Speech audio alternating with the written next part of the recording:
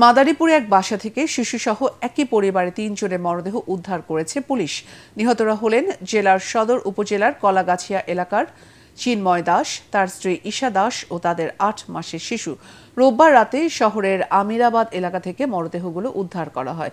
Police জানায়, আমিরাবাদ এলাকার সান্ত্বনা রানী চন্দ্রের বাসায় ৩ বছর ধরে ভাড়া থাকেন গোপালগঞ্জের মুকসুদপুর উপজেলার সাতপাড় এলাকার ইতালি প্রবাসী যতীন বারোয়ের স্ত্রী মিষ্টি বারোই। রোববার বিকেলে চাচাতো ভাই পরিচয় দিয়ে ওই বাড়িতে যান চিন্ময় দাস সহ ওই পরিবারের ৩ সদস্য। রাতে ঘরের দরজা ভেঙে শিশুসহ ৩ জনের লাশ উদ্ধার করে পুলিশ। ভিতরে দেখছি এই যেই রুমে লাশ ছিল সেই রুমের ভিতর দিয়ে দরজা দেওয়া, দরজার থানার লোকে টাকাইছে, আমি টাকাইছি, ডাকাডাকি করছি, খোলে না। যখন খোলে না তখন থানার লোকের সন্দেহ হয়েছে যে হয়তো এরা মারা গেছে।